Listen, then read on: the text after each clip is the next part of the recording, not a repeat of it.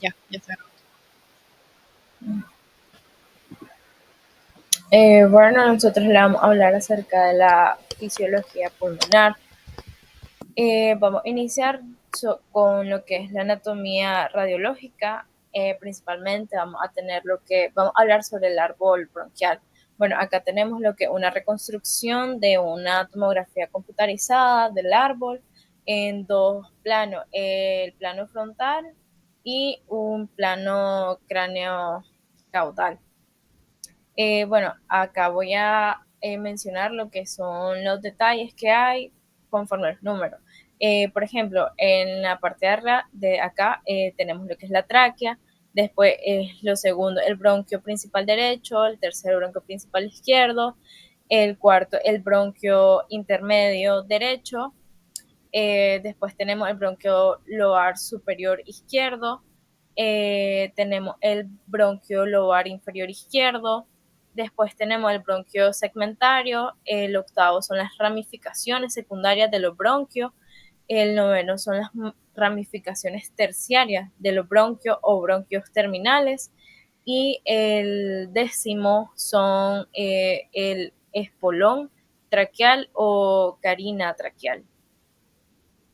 Acá tenemos lo que es una broncografía del pulmón derecho, en el cual tenemos y podemos observar lo que es la tráquea en esta área de acá. Como segundo tenemos lo que es el bronquio segmentario apical del lóbulo superior. Después tenemos el bronquio principal derecho. Después tenemos el bronquio principal, perdón, el bronquio segmentario posterior del lóbulo superior. El quinto vendría siendo lo que es el bronquio lobar superior. Después tenemos el bronquio segmentario anterior del lóbulo superior. El séptimo vendría siendo lo que es el bronquio intermedio derecho. El octavo, el bronquio segmentario medial del lóbulo medio. El noveno, el bronquio segmentario lateral del lóbulo medio. El décimo, el bronquio lobar inferior. Después tenemos el bronquio segmentario basal lateral del lóbulo inferior. Después tenemos el bronquio segmentario basal medial del lóbulo inferior. El terciavo es el bronquio segmentario basal posterior del lóbulo inferior, y el número 14 vendría siendo lo que es el bronquio segmentario basal anterior del lóbulo inferior.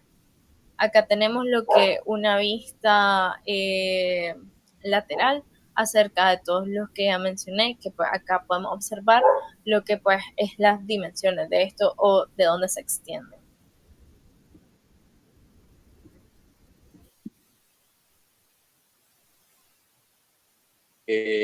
Ahora hablando de lo que sería la anatomía radiológica de lo que, bueno, los pulmones, que son los principales órganos respiratorios, están en lo que es la cavidad torácica, y están a ambos lados del mediastino. Como saben, el corazón está en el mediastino, y pues en el mediastino izquierdo, o mediastino derecho o mediastinos laterales tenemos la presencia de los pulmones.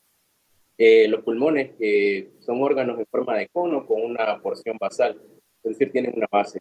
Y eso es lo que vamos a estudiar a la hora de hacer el estudio de los segmentos. Bueno, también tendríamos que decir de los pulmones que están en continuación a lo que son bronquios principales que son igualmente a continuación de los anillos traqueales. Y tenemos que saber que estos bronquios principales están proximales a lo que son las porciones apicales de ambos pulmones. A la hora de la clínica tenemos que saber que es un área donde la mayoría de microorganismos se alojan por su alta ventilación. Entonces, bueno, estudiar la anatomía del pulmón también sería decir que tiene dos pleuras, una pleura parietal y una pleura visceral. Una pleura parietal que produce el líquido pleural, perdón, y la visceral que lo absorbe, una cantidad de entre 10 a 20 mililitros. Bueno, como había dicho, el estudio de lo que es la anatomía pulmonar y en este caso radiológica se haría con el estudio de los segmentos pulmonares. En el caso del pulmón derecho tenemos que decir que se divide en tres lóbulos, que son el lóbulo superior, el lóbulo medio y el lóbulo inferior. En este caso, eso quiere decir que tiene dos cisuras. una oblicua y una horizontal, mientras que el pulmón izquierdo, al único que tiene dos lóbulos, solamente tiene una. Estudiando lo que son los segmentos, en el caso del pulmón derecho lo estudiaríamos por lóbulos, en el cual en el lóbulo superior tenemos la presencia de tres segmentos, en este caso son el apical, el posterior y anterior. Ambos segmentos serían, en este caso, del lóbulo superior o apicales. En el caso del lóbulo medio, que es en este caso del pulmón derecho, tenemos el lateral, perdón, y el medial, o el que está más hacia el medio. Y en el caso del lóbulo superior, en ambos pulmones vamos a tener que son los segmentos basales. Basal superior, basal medial, basal anterior, basal lateral y posterior en el caso del pulmón derecho. En el caso del pulmón izquierdo, como había mencionado, tiene, bueno, su segmento ápico posterior, ápico anterior, anterior. En este caso, los lingulares, superior e inferior, que corresponden a lo que es la porción lingular del lóbulo superior del pulmón izquierdo. Mientras que en el lóbulo inferior tenemos la presencia igualmente de segmentos basales. Bien. En este caso, a la hora de una radiografía de tórax, lo que buscaríamos, bueno, como sabemos, tenemos que saber que el pulmón derecho es más ancho y más corto debido a la presencia del hemidiafragma derecho levantado. Esto se explica debido a la presencia del hígado debajo del diafragma derecho. Igual el pulmón izquierdo lo describiríamos como que es más corto pero más largo. Igualmente, bueno, el estudio sería igualmente segmentario para la práctica clínica, donde anterior o AP, miraríamos los segmentos, en este caso apical, el anterior, el posterior del lóbulo superior. En este caso solo vemos el segmento medial de lo que es el lóbulo medio y el basal anterior y posterior del lóbulo superior. En el caso del pulmón izquierdo, tenemos los tres segmentos apical, posterior y anterior en la porción apical del lóbulo superior. En el caso de la porción lingular, tenemos lo que es superior, no podemos ver el inferior y lo que en la radiografía lateral. Y bueno, sí, como decía, en el caso del pulmón izquierdo no podemos ver el lingular únicamente superior. Y en este caso también es importante describir que lo que son los segmentos lingulares, perdón, corresponderían a lo que es el lóbulo medio del pulmón derecho. En este caso, en la radiografía del pulmón izquierdo, igualmente en una AP podríamos ver el superior, el anterior, el lingular, en este caso sí, en la radiografía AP lingulares, y lo que serían bueno, los basales, el posterior, el anterior y el lateral.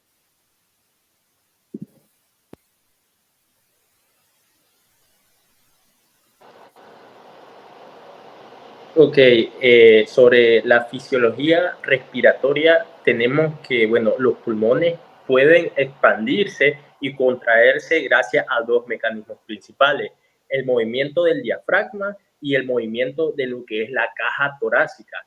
En la respiración normal y tranquila es principalmente el diafragma el que interviene, bajando para permitir la entrada de lo que es el aire y luego relajándose para que los pulmones se compriman de forma pasiva. En cambio, durante una respiración forzada se necesitan músculos adicionales para inspirar.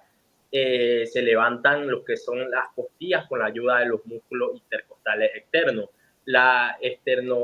Tenemos que los esternocleidomastoideos, los escalenos y los serratos anteriores. Esto amplía el diámetro del tórax y permite una mayor entrada de aire para respirar de forma forzada. Se activan lo que son los músculos rectos del abdomen e intercostales internos que ayudan básicamente a empujar lo que es el aire hacia afuera, comprimiendo lo que son los pulmones y empujando las costillas hacia abajo. También tenemos que, bueno, los pulmones no están unidos directamente a lo que es la caja torácica, sino que flotan en una cavidad llena de líquido pleural que los mantiene lubricados y en contacto con lo que es la pared torácica.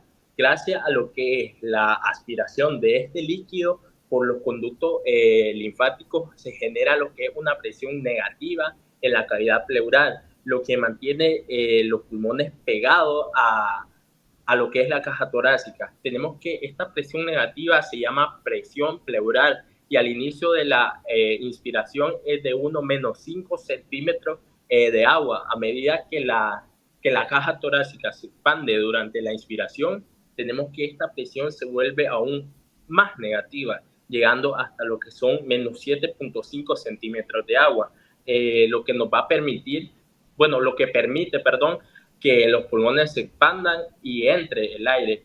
Tenemos que en la expiración el proceso se invierte porque la presión se vuelve menos negativa y los pulmones se comprimen, lo cual va a expulsar lo que es el aire. Tenemos que en lo que es la distensibilidad de los pulmones, bueno, la distensibilidad pulmonar es la capacidad que tienen los pulmones para expandirse cuando aumenta lo que es la presión transpulmonar. En promedio, por cada 1 centímetro de agua de presión, los pulmones se expanden 200 milímetros. Tenemos que esta distensibilidad está determinada por lo que son dos factores. Primero, lo que son las fibras elásticas del tejido pulmonar, como el colágeno y la elastina, y segundo, por lo que es la tensión superficial en lo que son los alvéolos, que es la principal responsable del colapso pulmonar. Siguiente. Tenemos lo que es el surfactante superficial y colapso de los alvéolos, que básicamente cuando los pulmones están llenos de solución salina, no hay una tensión superficial y se necesita menos presión para expandirlos. En cambio, con aire se necesita más presión porque si existe esa tensión aire líquido, aquí entra lo que es el surfactante, que bueno, es una sustancia que reduce lo que es la tensión superficial dentro de los que son los alvéolos, evitando que colapsen y facilitando la expansión pulmonar. Cuando los alvéolos están ocluidos, la tensión superficial tiende a colapsar, generando una presión positiva dentro de ellos que intenta expulsar el aire. Esta presión depende de la fórmula presión igual a 2 por tensión superficial entre radio del alvéolo. Tenemos que con un surfactante esta presión es de unos 4 centímetros de agua, pero sin un surfactante como si solo hubiera agua, la presión puede subir hasta unos 18 centímetros de agua. Esto demuestra lo que es lo esencial que es el surfactante para reducir lo que es la tensión superficial y facilitar la expansión pulmonar. El problema es mayor en los que son los alvéolos pequeños, porque a menor radio, mayor presión. Esto es crítico en los que son los bebés prematuros. En los que son los bebés prematuros, que además de tener los alvéolos pequeños, a menudo aún no han empezado a producir lo que es el surfactante. Por eso hay muchos que desarrollan lo que es el síndrome de dificultad respiratoria neonatal, que bueno, es una condición grave que requiere lo que es el soporte respiratorio intensivo.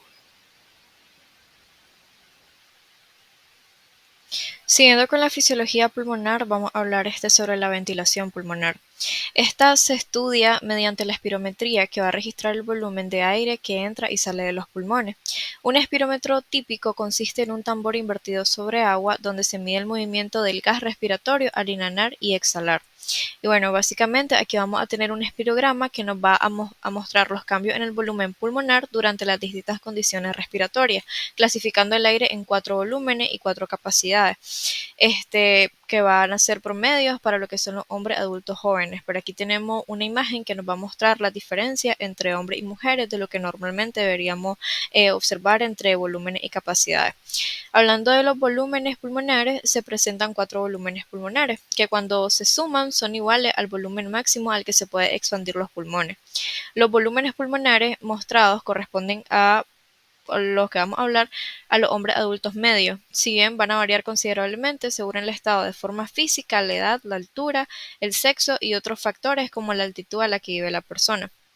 El significado de cada uno de estos volúmenes Pues el siguiente, primero tenemos el volumen corriente. Este va a ser el aire que se inspira o se expira en cada respiración normal. Es igual aproximadamente a 500 ml en el hombre y en la mujer son 400. Luego tenemos el volumen de reserva inspiratorio, que es el volumen adicional del aire que se puede inspirar desde y por encima de un volumen corriente normal cuando la persona inspira con una fuerza plena, habitualmente igual a aproximadamente 3000 ml. Luego tenemos el volumen de reserva expiratorio, que es el volumen adicional máximo de aire que se puede expirar mediante una expiración forzada, después del final de una expiración del volumen corriente normal. Normalmente este volumen es igual o aproximadamente a 1100 ml en el hombre. Y por último tenemos el volumen residual. Este va a ser el volumen de aire que queda en los pulmones después de la expiración más forzada y un aproximado a 1200 ml. Luego tenemos las capacidades pulmonares, que al igual que los volúmenes se van a clasificar en 4. Primero tenemos la capacidad inspiratoria. Este va a ser igual al volumen corriente más el volumen de reserva inspiratorio. Esta capacidad es la cantidad de aire aproximadamente mayor o igual a 3500 ml, que una persona puede inspirar comenzando el nivel expiratorio normal y distendiendo los pulmones hasta la máxima capacidad. Luego tenemos la capacidad residual funcional, que va a ser igual al volumen de reserva expiratorio más el volumen residual. Esta capacidad es la cantidad de aire que queda en los pulmones al final de una expiración normal, que es aproximadamente 2300 ml. Luego tenemos la capacidad vital, que va a ser igual al volumen de reserva inspiratorio más el volumen corriente y más el volumen de reserva expiratorio. Esta capacidad es la cantidad máxima de aire que puede expulsar una persona desde los pulmones después de llenar ante los pulmones ante su máxima dimensión y después expirando la máxima cantidad. Esto va a ser aproximadamente de 4600 ml en los hombres. Luego tenemos la capacidad pulmonar total, el volumen máximo al que se puede expandir los pulmones con el máximo esfuerzo posible, aproximadamente de 5800 ml. Y bueno, ya tenemos esta tabla que va a mostrar lo que es la variable entre hombres y mujeres. La mayoría de volúmenes y capacidad en general es un 20 de 30% menores en mujeres que en hombres y son mayores en personas de constitución grande y atléticas que en personas de constitución pequeña y asténica. Por último tenemos lo que es la capacidad residual funcional, que es el volumen de aire que queda en los pulmones al final de una expiración normal. Esto va a ser crucial para evaluar lo que es la función pulmonar, especialmente en las enfermedades pulmonares. Pero esta, a diferencia de las que hemos venido hablando, no se pueden medir directamente de un espirómetro, debido a que su volumen residual no se exhala. En cambio, se va a utilizar un método de dilución de helio para medir lo que es la capacidad residual funcional. Y bueno, aquí tenemos un gráfico que nos explica más o menos lo que son los volúmenes y las capacidades.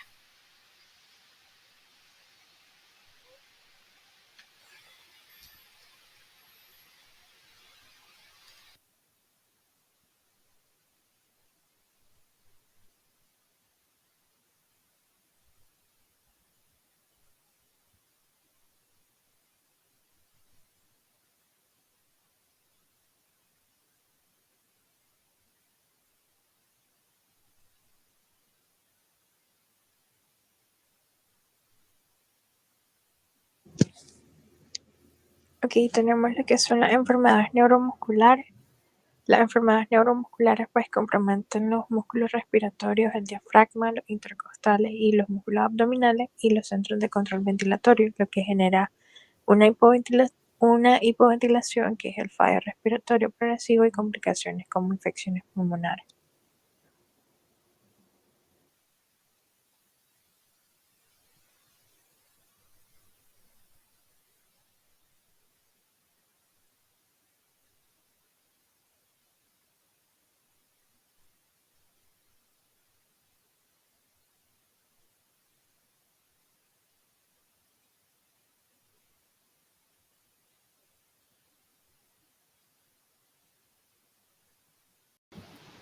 Ya. Ok, entonces vamos a hablar sobre la fisiopatología de la esclerosis de ELA.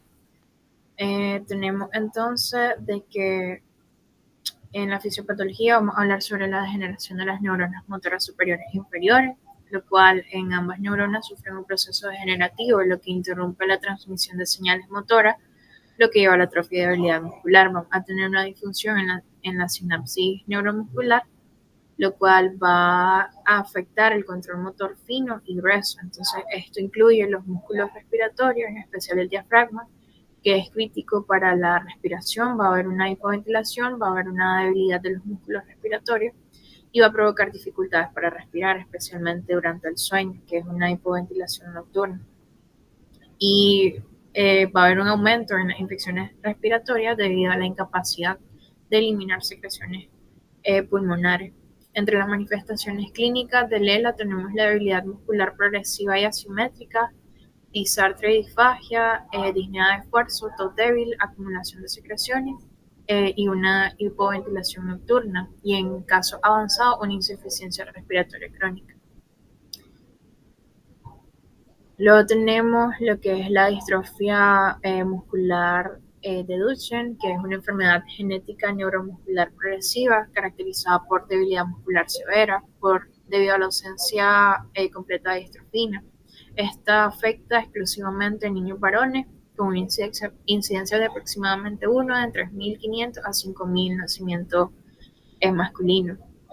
Su etiología es meramente genética, es una enfermedad recesiva que va a estar ligada al cromosoma X, lo que significa que las madres son las portadoras y pueden transmitir lo que es el gen mutado a sus hijos varones, causada por mutaciones en el gen DMD, que es uno de los genes más grandes del cuerpo humano. En su fisiopatología, como mencionaba, es una ausencia de distrofina, que esta conecta con el citoesqueleto del músculo, o sea, la actina, con la matriz extracelular a través de un complejo de proteínas. Y sin esta proteína, pues es muy vulnerable al estrés mecánico durante la contracción.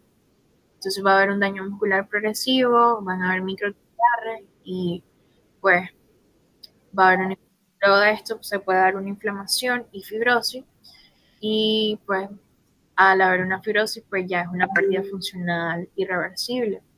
Tenemos afectaciones respiratorias. Con el tiempo los músculos respiratorios, pues especialmente el diafragma y los músculos intercostales, se van a debilitar, reduciendo la capacidad vital y promoviendo la hipoventilación alveolar.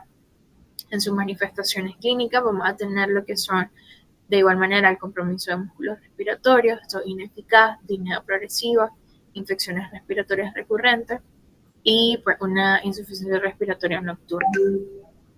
Luego tenemos lo que es el síndrome de Guillain-Barré, que esta es pues de origen autoinmune, que afecta principalmente a los nervios periféricos y raíces nerviosas.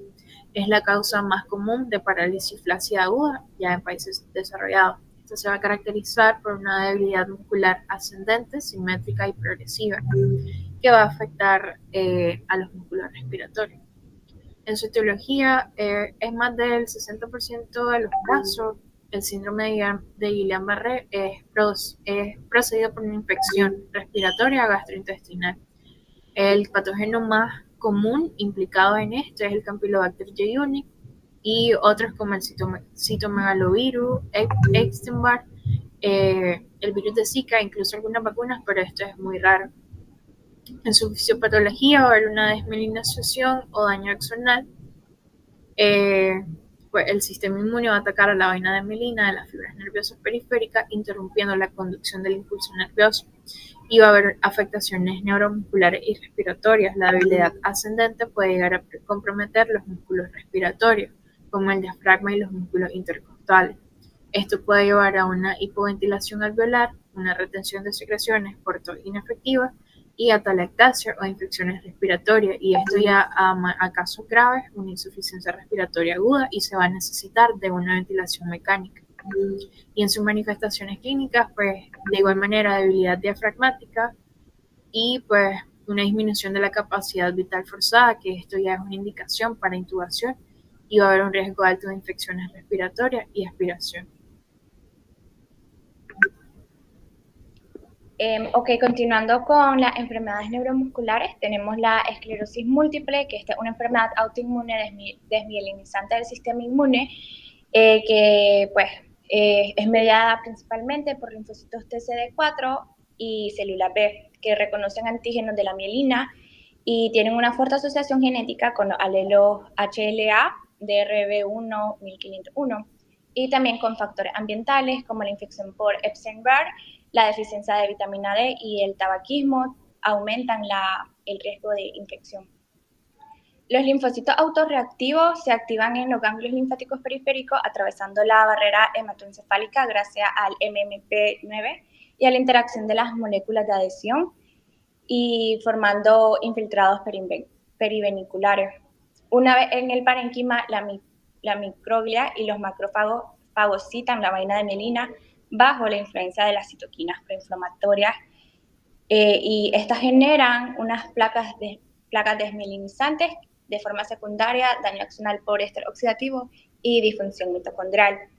Y pues hablando de las manifestaciones clínicas, pues esto depende de la ubicación de las lesiones, pero presenta neuritis óptica, paresia o espaticidad, y en el curso más habitual es remite recurrente con recaída inflamatoria y edad de remisión parcial. Unos pacientes evolucionan a formas progresivas donde predomina la neurodegeneración y la atrofia tisular. Siguiente. Pasando ahora a la miastenia gravis, una enfermedad autoinmune crónica que afecta a la transmisión neuromuscular, generando debilidad muscular fluctuante. Hablando de su etiología, tenemos que una enfermedad autoinmune, como había dicho anteriormente, cuando en el 80-85% de los pacientes tienen anticuerpos de inmunoglobulina G1 e inmunoglobulina G3 contra el receptor de acetilcolina en la placa motora. Estos tienen un porcentaje menor. En un porcentaje menor se desarrollan anticuerpos contra el MuSK o LRP4 y también se asocian a la hipertrofia tímica o timoma, indicando un fallo de la tolerancia central. Como en fisiopatología, los anticuerpos de antiacetilcolina bloquean la unión de esta, induciendo una endocitosis y degradando los receptores, que estos son los que activan el complemento y generan una lesión de la membrana fossignática. Y en manifestaciones clínicas, pues hay una debilidad fluctuante que empeora con el uso de los músculos. También predomina en los músculos oculares, faciales y vulvares. Y bajo estrés, por ejemplo, puede ser otras infecciones, cirugía o fármaco. También puede sobrevenir una crisis miasténica con riesgo de insuficiencia respiratoria. Siguiente. Ahora hablando de la poliomielitis, esta es una enfermedad infecciosa aguda causada por el virus de poliovirus, que es un enterovirus de ARN que tiene marcado tropismo por las motoneuronas. Hablando rápidamente de su etiología, como habíamos dicho anteriormente, es causada por el poliovirus, específicamente el serotipo 1 y 3, y pues tiene una transmisión fecal-oral que es favorecida por condiciones de bajo saneamiento y por falta de vacunación. Tras la ingestión de este virus, se replica en la orofaringe y en el intestino, y sobre todo, específicamente en el intestino, sobre todo en las placas de Peyer, y produciendo la viremia, y pues esta llega al sistema nervioso central. Aquí lo que pasa es que según el receptor CD155 de las motoneuronas en el asta anterior, y generando pues nuevos viriones y haciendo una lisis neuronal, que esto pues activa la microglia y pues contribuyen a los daños e inflamación local, destruyendo las motoneuronas que pues causan la denervación muscular irreversible. En las manifestaciones clínicas, inicialmente tenemos síntomas como fiebre, malestar y dolor de garganta, y pues también tenemos la forma paralítica, que pues aparece la parálisis flácida, asimétrica y sin alteración sensitiva, sobre todo en las extremidades inferiores. En los casos graves, esta lesión neuronal de las cervicales puede llevar a una insuficiencia respiratoria. Décadas después o mucho tiempo después de la infección por el poliovirus, pues se genera debilidad y fatiga progresiva por la sobrecarga de las motoneuronas. Gracias.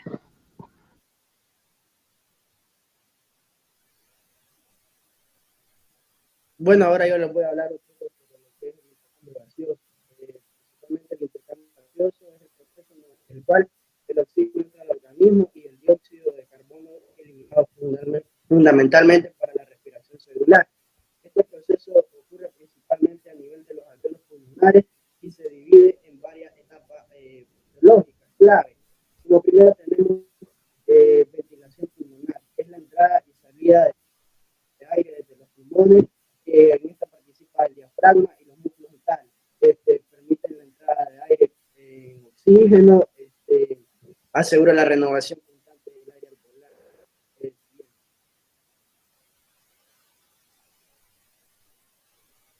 Tenemos la distinción alveolo capilar, que es el intercambio de gases entre los alveolos y los capilares pulmonares. El oxígeno difunde del alveolo a la sangre por diferencia de presiones de aproximadamente 104 milímetros de mercurio a 40 milímetros de mercurio. El oxígeno difunde desde la sangre al alveolo de 45 milímetros de mercurio a 40 milímetros de mercurio. También tenemos la participación de la membrana respiratoria delgada, que es también aproximadamente 0.5 milímetros de mercurio. Y gran superficie favorecen la...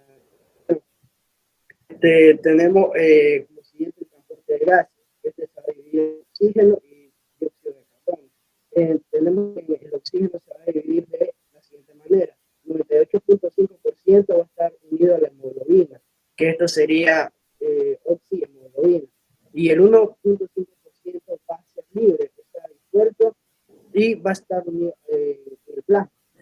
El dióxido de carbono se va a dividir en el 70% como bicarbonato y 23% unido a la hemoglobina, que sería carbaminoglobina, y 7% disuelto en el plasma. Tenemos difusión en los tejidos. El oxígeno pasa de los capilares a las células. También tenemos que el dióxido de carbono producido por el metabolismo celular va a pasar a la sangre. Tenemos que también va a participar la regulación nerviosa y química. En esto se van a ver involucrados centros respiratorios en el bulbo raquídeo que ajustan a las frecuencias respiratorias.